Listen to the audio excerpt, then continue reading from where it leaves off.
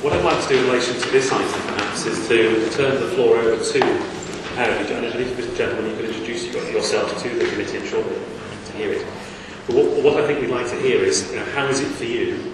How is the council faring? Are there things that we can do to make life better and easier for you? Because we all accept that a thriving and excellent relationship between the local authority and members and the local press is absolutely important and vital for democracy.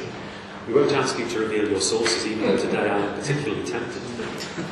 But that's an entirely by issue. But, gentlemen, the floor is yours. How do you see Cheshire West and Chester? We're discussing who should go first, Jim. A horrible feeling from me. David Norbury, President of the Cheshire News Agency. For members who perhaps know me rather less well than others, I was head of PR here for 20 years, and I ran press offices between 1965 and I think 2001.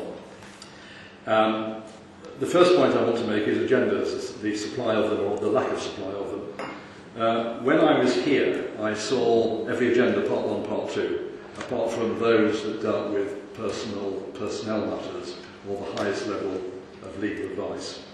The official approach of this authority, as I understand it, is that hard copies will not be provided to the media, and certainly hard copies are not being provided to the media through official channels. This is a huge headache. There's a huge cost to you in terms of the reduction in the amount of coverage that you would have had we got the agendas, and I'll explain that later.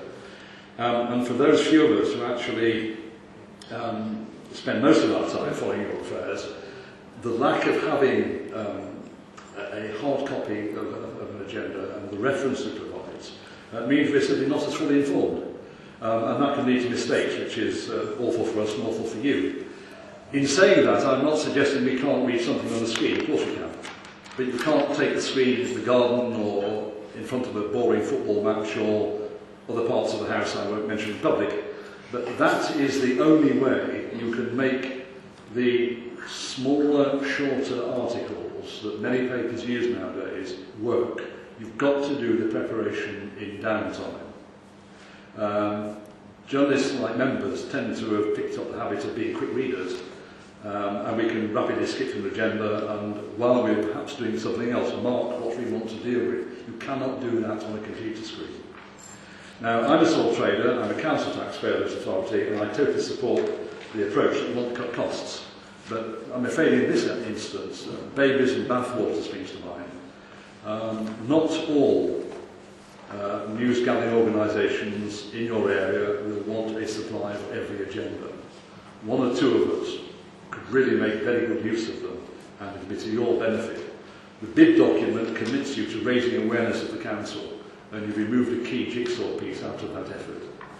I do commend this committee to make some sort of terrible noise, to use my favourite phrase, to make sure that those of us who want agendas in advance can specify the ones that we need and arrangements we might make to collect others at the meeting or after the event. Does anybody else want to say anything? Councillor Bowie? Can I just...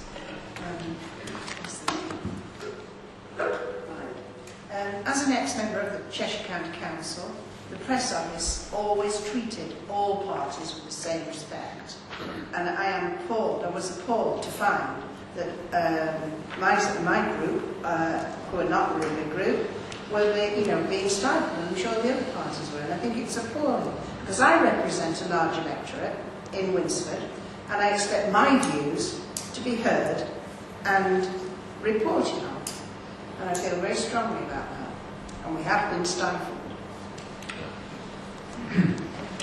Anybody else want to make any comments, or shall we consider making recommendations? Councillor Merritt. Just briefly, to back up what Pam says, there was an implication from an officer, one of our democratic services staff, that council reports would not contain anything that was openly critical of the council. Now, you could not be on scrutiny and not be critical of the council when we feel it's deserved, or we're not playing any role whatsoever, are we? So I think this is something, maybe it's early days for us to look at it But I think it should be on our work plan to look at how we present ourselves. Are we that frightened of being honest and allowing debate, healthy debate, when we're in our infancy really, and there will be mistakes and people will do things that they regret or say things that they regret.